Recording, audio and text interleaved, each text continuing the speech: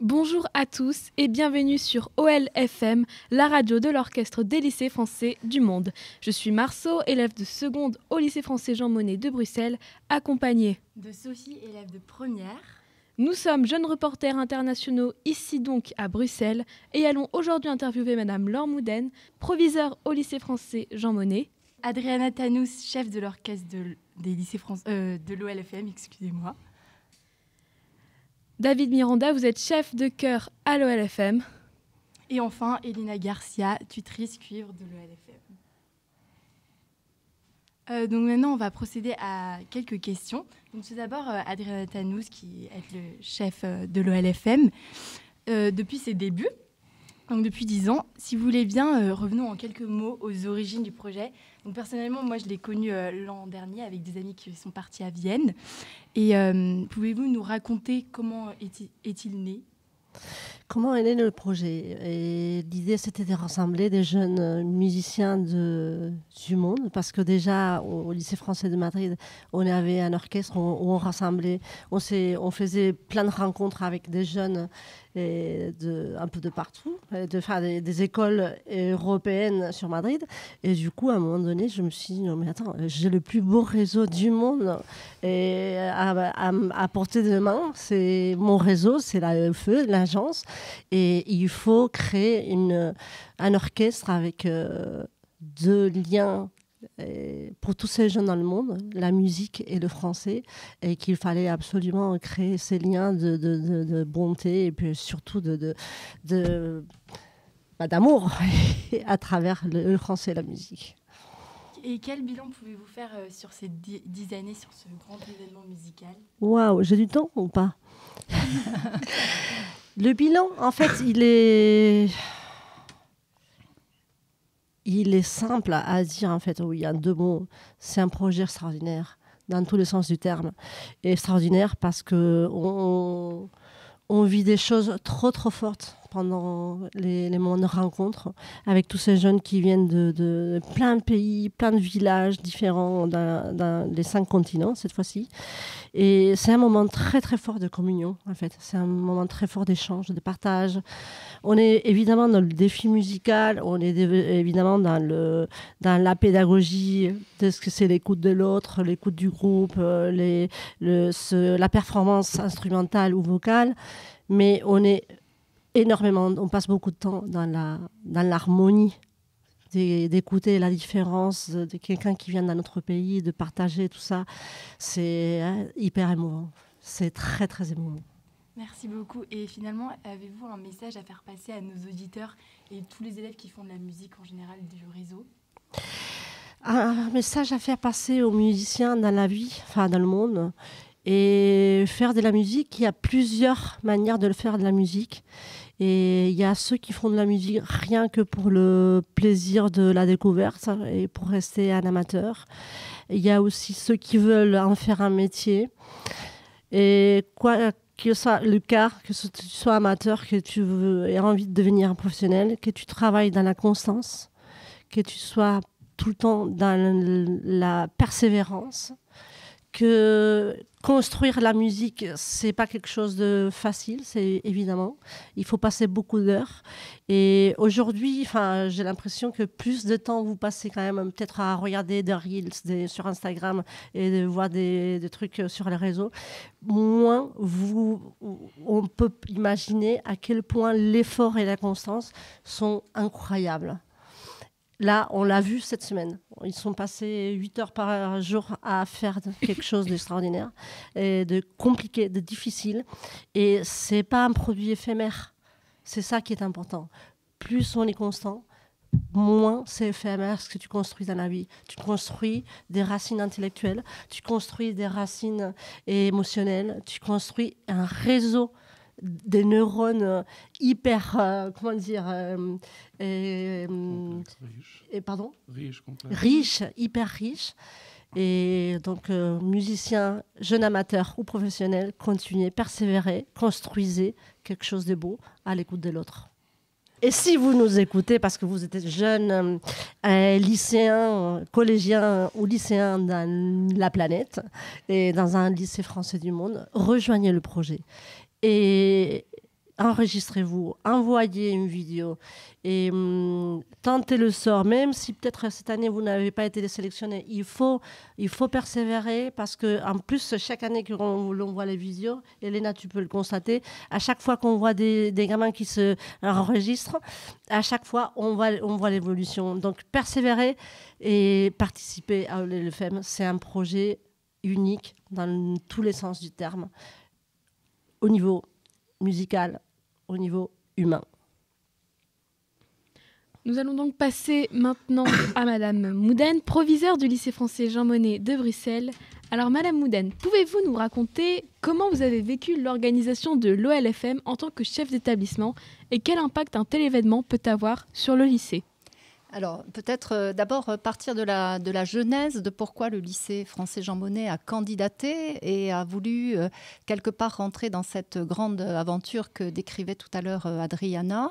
C'est cet enthousiasme qui est l'enthousiasme en fait de la communauté scolaire du LFJM. Cet établissement qui a déjà vécu des événements forts du réseau, je pense en particulier au GIGE il y a 2 ans, sur lesquels d'ailleurs les jeunes reporters étaient présents. Et tout ça a donné une très très belle impulsion, une très belle envie en fait à la communauté scolaire de s'engager dans des projets grand format du réseau. Et l'OEL-FM, si on voit un petit peu son histoire, c'est un projet grand format. Et comme ça a été très très bien décrit, qui en plus travaille à la fois cette capacité de nos jeunes dans les lycées français de faire une construction commune avec des origines très différentes, des cultures très différentes, mais avec des valeurs partagées qui sont les valeurs de l'AEFE et puis en plus la musique. Donc tout ça se combine et fait de ce projet un projet phare et qui nous a tout de suite enthousiasmés au lycée français Jean Monnet. Donc on a réfléchi notre candidature déjà depuis l'année dernière, depuis le mois de mars-avril. On a commencé à se poser la question quand le projet prenait un petit peu sa fin finalement d'une certaine façon déjà sur Vienne. Et on s'est dit qu'on pouvait certainement, avec toute notre énergie aussi, proposer la logistique, l'infrastructure pour permettre aux musiciens d'avoir un petit peu ce cadre à Bruxelles. Et puis, on a aussi de très belles salles prestigieuses à Bruxelles. Et on s'est dit que voilà, offrir cet écrin à nos musiciens, c'était aussi une très belle chose. Donc, ça s'est noué dans nos têtes autour du mois de mai, quand on a candidaté, avec une équipe qui s'est constituée, qui était une équipe structurée. On avait aussi développé au lycée français les classes chantées, qui étaient là aussi portées par tout le premier degré et qui rentraient aussi dans la logique de ce projet musical qu'on développe sur le lycée français.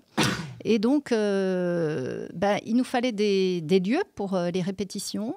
Vous connaissez bien le lycée pour le pratiquer tous les jours. Et les salles n'étaient pas forcément tout à fait adaptées à ce qu'on a vécu cette semaine. Donc, on a noué ce partenariat avec l'école européenne d'Uccle. Le réseau est un beau réseau. On a retrouvé un chef d'établissement qui a déjà travaillé à l'AEFE et qui était partant pour nous accueillir. Donc, on a ciblé cette semaine particulière qui est la semaine des vacances de l'école européenne. Et ça nous a permis de candidater en ayant déjà bien réfléchi en amont à comment on pouvait du mieux possible organiser tout cet événement. Moi, je tiens particulièrement aussi à souligner toute l'implication des familles. C'est un beau réseau de familles puisque nous avons 105 musiciens qui arrivent de l'extérieur. Donc, il fallait bien évidemment trouver un hébergement pour tous ces jeunes. Et il y a eu une sorte d'engouement, de volonté vraiment, là aussi, d'accueillir.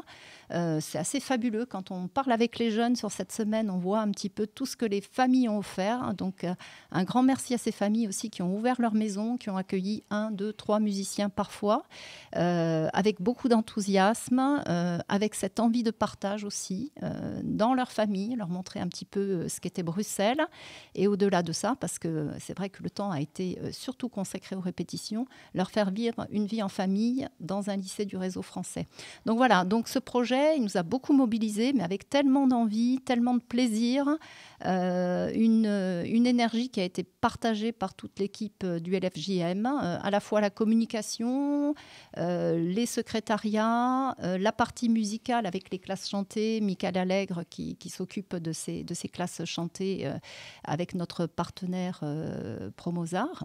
Et puis aussi des choses que vous n'avez pas forcément vues dans toute cette semaine, mais c'est les gens qui ont pris les camions, qui ont conduit, qui ont emmené les instruments, qui ont alimenté en petites compotes, en petites gaufres pour que les pauses soient agréables aussi. Donc tout ce travail-là qui s'est fait en amont et qui a fait que la semaine a pu être confortable pour les musiciens.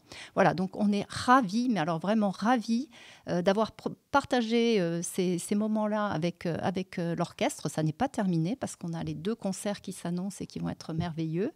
Mais en tout cas, voilà, être au service de cet orchestre, c'est vraiment pour le lycée Jean Monnet une très très grande fierté et un très grand plaisir. Je me permets de dire merci, Laure. Pardon, les filles, parce que c'est ce que je viens de dire, c'est ça, ils ont fait un travail énormissime. Enfin, un travail d'équipe, on ne peut que dire un énorme merci, mais en majuscule, et doré, et tout ce qu'on peut imaginer, parce que ça a été une organisation impeccable.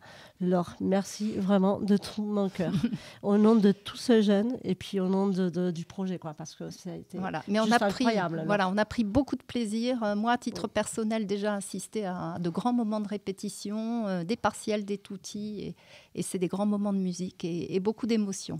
Merci à vous. Je suis contente alors.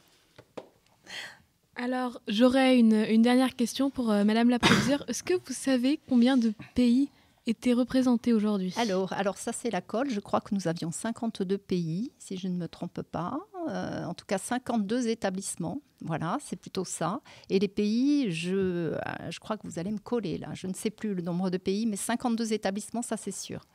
10 en moins pour les pays. Voilà. 42. 42, merci. Non, mais en tout cas, t'inquiète, c'est quelque chose que tous les ans, on bug là-dessus. Toute l'équipe, que ce soit l'AFE, le tuteur, moi, les proviseurs. Alors, c'est du coup, si je ne me trompe pas, Michel, c'est 42 pays. C'est 54 pays. Non, 42 pays. 56 établissements. Villes et 56 établissements. Voilà, on a révisé nos chiffres, on sera bon pour le concert, hein, pour les discours pour le concert. Chaque fois, c'est pareil, c'est normal. On est fiers quand même de voir autant de nationalités, en tout cas. Donc maintenant, je vais poser des questions à Elina Garcia, donc, comme je l'ai dit, tutrice cuivre de l'ELFM. Elina, donc, vous êtes ancienne élève de l'ELFM et aujourd'hui, vous êtes toujours dans l'orchestre, mais avec un rôle différent. D'abord, pouvez-vous nous parler de votre expérience en tant qu'élève ? Et je crois que vous étiez là depuis le tout début. Oui, du coup, j'ai commencé le projet en 4e et j'ai pu participer en tant qu'élève pendant 7 ans. Et après, j'ai rejoint, 8 ans même, et après, j'ai rejoint l'orchestre en tant que tutrice. Du coup, j'ai découvert le projet quand il est né, en fait, Et là, je me pose et je regarde le projet aujourd'hui et je me dis, c'est fou. C'est juste impressionnant comment ça a grandi, comment ça a passé dans la bouche de chaque élève, de chaque ancien élève, comment ils ont parlé du projet dans leur propre établissement et comment ça a poussé. Et chaque année, on avait plus de candidatures. L'orchestre, elle grandissait. Et c'est juste impressionnant parce que les dynamiques ont toujours été belles. Depuis le début, on avait déjà compris l'esprit de l'orchestre de s'entraider, d'être à l'écoute, comme Adriana le disait, être tout le temps à l'écoute pour se construire pendant une semaine, faire un travail énorme, avec beaucoup de discipline, mais avec beaucoup d'amour après la répète, pour vraiment construire un orchestre en une semaine. C'était dès la première saison, on a réussi à avoir ça. Et c'est une énergie qui s'est passée au fur et à mesure pendant toutes les saisons, qui sont constituées par un ensemble d'élèves très différents, mais qui comprennent très vite la philosophie. Et 10 années après, on a toujours cet esprit et je suis émue par le projet. Chaque année, je suis émue. Ça me surprend. C'est comme si je commençais à nouveau le projet. Et justement, ce projet, qu'est-ce qui vous a apporté dans votre parcours scolaire et professionnel et plus généralement dans votre vie ? Moi, j'ai toujours été un enfant très timide, en fait. Et grâce à Adriana qui m'a... oui, elle dit oui avec la tête. Elle m'a connue en 6e, en fait. Et j'ai rejoint l'orchestre à Madrid avec elle. Et elle me connaissait toute jeune, toute timide. Et avec l'OLFN, en fait, j'ai appris à être confortable en dehors de ma zone de confort. De découvrir cette partie de moi où tu voyages, un pays que tu connais pas. Avec un ensemble de personnes que tu connais pas encore. Tu es logé dans une famille où tu connais personne. Et en fait, j'ai découvert, d'une petite fille toute timide, j'ai découvert le plaisir de voyager, d'être en dehors de ma zone de confort, de découvrir, de construire une famille en une semaine. Et en fait, ça m'a fait adorer le voyage. Et ça m'a construit comme personne d'une façon totalement différente. Si je n'avais pas vécu ce projet, je serais toujours timide. Je ne serais sûrement pas sortie de l'Espagne, je n'aurais pas autant voyagé. Là, par exemple, mes études ne sont pas reliées à la musique, mais pourtant, ils ont quand même une philosophie très OLFM. Du coup, je voyage, j'adore connaître d'autres nationalités, de rencontrer, de faire des familles internationales, en fait. Et ça, c'est grâce à l'OLFM qui m'a appris à être en dehors de ma zone de confort et aimer ce sentiment. Oh, c'est trop beau. C'est trop beau. C'est trop beau. Enfin, David Miranda, vous êtes chef de chœur à l'OLFM et vous êtes également un ancien du lycée français de Madrid et aujourd'hui musicien professionnel. C'est la première fois que vous rejoignez l'OLFM. Ça fait une semaine que vous accompagnez cet orchestre. Quelles sont vos impressions ? Quelle question. Bah oui, c'est ma première fois, mais ça fait déjà 18 années que je suis avec Adriana, depuis ma 6e. Donc je connais l'esprit qu'il y a dans l'OLFM ou dans les autres orchestres que Adriana dirige. Donc c'est plus ou moins pareil partout dans le monde. Elle transmet de l'amour, elle transmet de la musique et elle crée une famille autour d'elle. Donc c'est un peu dans l'esprit... C'est le même esprit depuis que j'ai 11 ans, où elle m'a dit... elle m'a vu dans sa classe de 6e, j'ai chanté une chanson. Elle m'a dit, ouais, dans une semaine, tu as un solo. Moi, j'étais en tremblant. Mais elle m'a donné la confiance, comme elle continue à le faire. Et c'est le mot, c'est famille. Elle crée une famille... Et on parle de toi là, on parle pas de moi. On parle de toi, de ce que tu as construit avec la chorale. Tu as construit un lien trop fort avec Inès et les choristes que tu as reçus des 4 coins de la planète. Oui. Ça, c'est hyper émouvant ce que vous avez fait. En plus des 4 coins de la planète, exactement. On a une fille d'Australie, on a des enfants d'Amérique latine, de partout dans le monde. C'est incroyable.